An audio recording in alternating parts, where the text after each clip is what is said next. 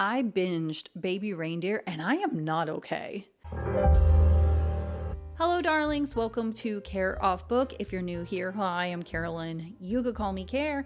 And if you're not new, welcome back. Now, usually my episodes are, well thought out. I write it down, and usually my Care tune is here, and we have a fun discussion about shows and movies. But this is going to be a mess. It has triggered something inside of me. I was nonstop crying. And to get into it, in case you don't know what I'm talking about Baby Reindeer. It's on Netflix and it's about Richard Gadd. He wrote and stars in it, which blows my mind. And it's about what he went through when he was a bartender, an up and coming, comedian, and he serves someone tea and she ends up being like his greatest stalker.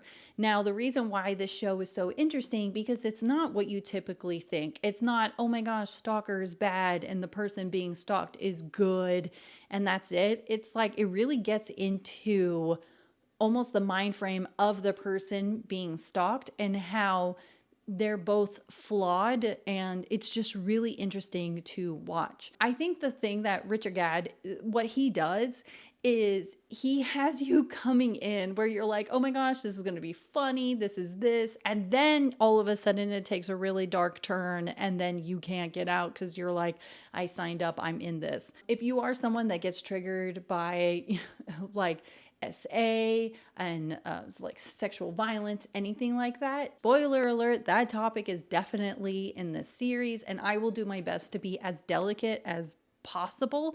But I will say there was something that was so triggering about this show that actually caused healing within myself when watching it. Before I get into talking about the show and everything like that, something I find interesting was that the offer for it to even be a TV series was the fact that Richard created a one-man show, and because it did so well, that's when he got the offer. So in my head, I'm like, wow, that's interesting that if you're a comedian, you really want to get into TV and storytelling and writing. This is the second time that I've heard someone having a one-man show and creating a show out of it. The first one I remember was Fleabag. And so I guess, I don't know, that was something I thought was interesting to me. Maybe it's not interesting to you, but moving forward about this show. I think what was getting to me about this show is the fact that I thought it was all going to be about Martha, and Richard did a great job of finding the comedic, things about Martha and also the empathy towards her and understanding, so then it didn't feel as traumatic as what he was going through. But then when it takes the darker turn where you find out that he was sexually abused and used by a writer, and then he starts going into himself as far as losing the identity that he had to try and figure out who he is now. And something to understand is that I think people are more in support of women when they come out to say what happened to them. But then when you think of the men, it's just even more shame, embarrassment. Why didn't you, so many inappropriate questions. And then them questioning their masculinity and all of these things. So the fact that he was able to, have the character Donnie, but he's playing Donnie and these are his life experiences. I don't know. The fact that he had to not only act in it, but relive a lot of these traumas. Oh gosh, I can't. That's what actually was getting to me. I put the pathetic and empathetic, okay? So sometimes when something hits me, it's almost as if like I'm feeling what they're going through, but also there are things in my life that like just came out that I didn't even know that was like inside of me, to realize that this was such a problem. And that's why I'm in full support of this series, that yes, this is a really tough topic to bring up, but it's also a really important topic. I think it's okay to be triggered at times as long as you're around people that will allow you to go through a healing process and stuff. I hope that made sense. I don't know what I'm babbling on about. The point is I think the show is really good.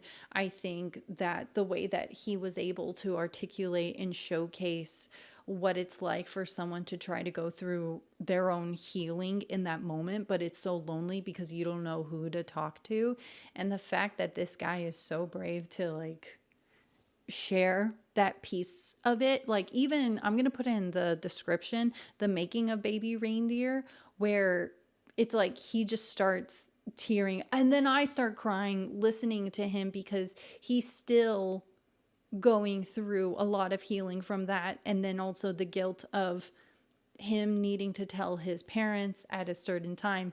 By the way, sorry, going back to the show, that scene broke me. I was already crying and losing it, but it was that scene that I completely just like, I couldn't, like, something I want to know. By the way, it's another spoiler, but he goes to his parents because his character has a breakdown in a comedy show and actually says everything that's happened to him. And so he wanted to go to his parents saying, by the way, there's now a video online where I talk about like the abuse I went through.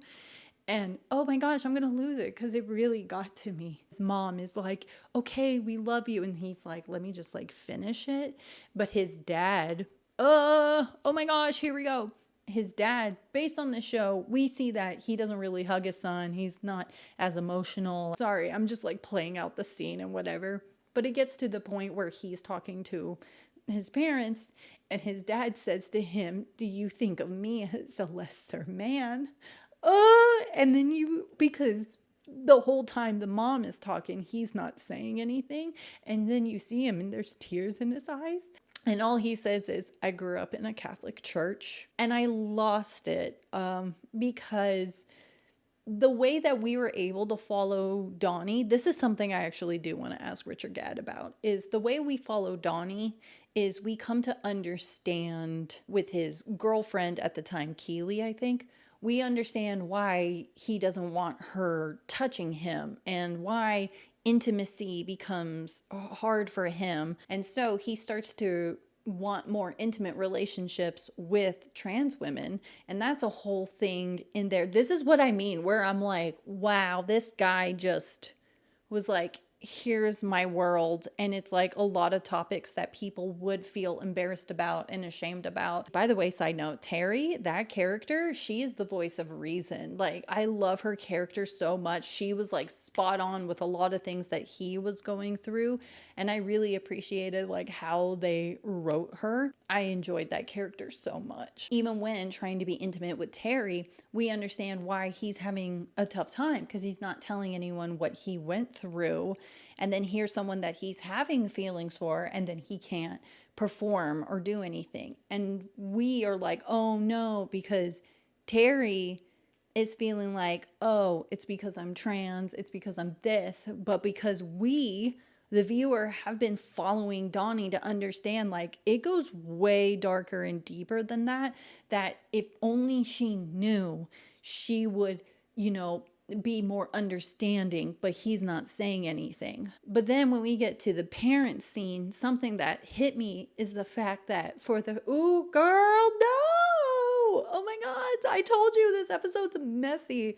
We see for the first time that Donnie's dad comes up and hugs him. And then I was like, oh my gosh, were the viewers going through something that's similar to Teri, where it was noticeable that the dad is not very emotionally connected. He never hugged, he never all this stuff.